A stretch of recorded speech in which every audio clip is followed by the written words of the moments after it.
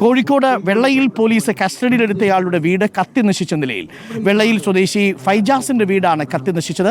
നാട്ടുകാരുമായി ഇന്നലെ ഉണ്ടായ സംഘർഷത്തെ തുടർന്ന് രാത്രിയാണ് ഫൈജാസിനെ പോലീസ് കസ്റ്റഡിയിലെടുത്തത്. ഫൈജാസ് ലഹരിക്കടിമയാണെന്നും നാട്ടുകാരുമായി സ്ഥിരം പ്രശ്നമുണ്ടാക്കുന്നയാളാണെന്നും കൗൺസിലർ പറയുന്നു.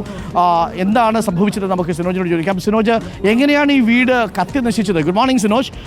ഫൈജാസിനെ കസ്റ്റഡിയിലെടുത്തത് ലഹരി ഉപയോഗിച്ചു, അതിൻ്റെ പേരിൽ സംഘർഷം നടത്തി എന്നതിൻ്റെ പേരിലാണല്ലോ. അപ്പോൾ ഫൈജാസ് വീട്ടിലില്ല, മറ്റാരെങ്കിലും ചെയ്തതാവാനാണ് സാധ്യത എന്നാണ് മനസ്സിലാക്കുന്നത്. വീട്ടിൽ ആരെങ്കിലും ഉണ്ടായിരുന്നോ? എന്തെങ്കിലും അപകടം ആർക്കെങ്കിലും പറ്റിയോ? സിനോജ്.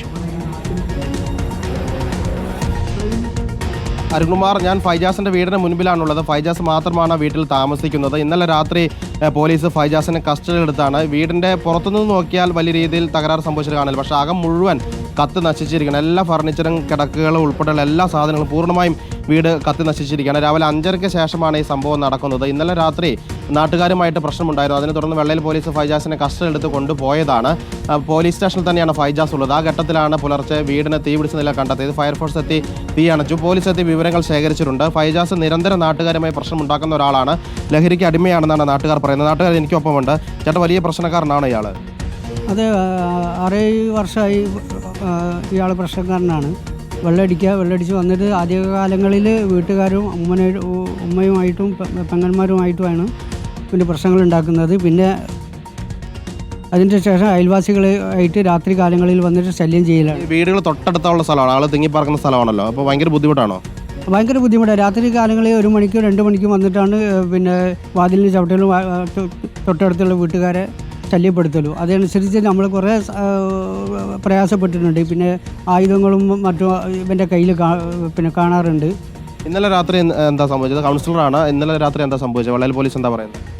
വെള്ളയിൽ പോലീസ് സ്റ്റേഷനിൽ ഇന്നലെ പ്രശ്നം ഉണ്ടായ സമയത്ത് പോലീസിൽ അറിയിച്ച സമയത്ത് ഞാൻ അവിടെ കസ്റ്റഡിയിൽ വെക്കണം എന്ന് പറഞ്ഞപ്പോൾ ഞങ്ങളെന്താ ചെയ്യുക, പരാതിയൊന്നും ഇല്ലല്ലോ എന്നാണ് അന്നേരം പറഞ്ഞിട്ടുള്ളത്.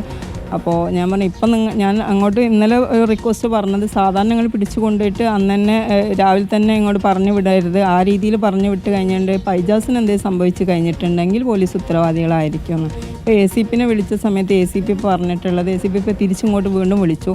അന്നേരം പറഞ്ഞത് ഓൾറെഡി കേസ് ഉണ്ടായിരുന്നു. അന്ന് നല്ല മുറിവുള്ളത് കൊണ്ട് അന്ന് കസ്റ്റഡിയിൽ എടുക്കാൻ പറ്റിയിട്ടില്ല. ആ കേസ് ഉള്ളതുകൊണ്ട് ഇനി ഫൈജാസിനെ ഇപ്പം അടുത്തൊന്നും പുറത്തേക്ക് വിടില്ല. നല്ല കേസാണ്.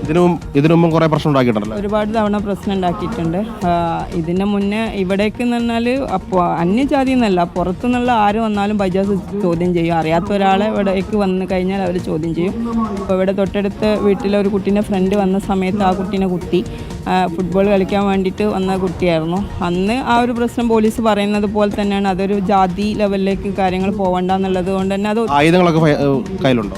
ആ ഫൈജാസിൻ്റെ കയ്യിൽ എപ്പോഴും ആയുധങ്ങളുണ്ട്. ആളുകളെ പേടിപ്പിക്കാൻ തന്നെ മഴ അടക്കം കയ്യിലുണ്ട്. പിന്നെ ഒരു ഇരുമ്പിൻ്റെ തണ്ട് എപ്പോഴും കയ്യിലുണ്ട്. അപ്പോൾ ഇവന് എന്തെങ്കിലും പ്രശ്നം ഉണ്ടാക്കാനുള്ള ആൾക്കാർ കാണുന്ന ലഹരി ഉപയോഗിച്ച് തുടങ്ങിയാൽ ആരെന്തിനു വരുന്നു എന്നൊന്നും ആരും അറിയില്ലല്ലോ.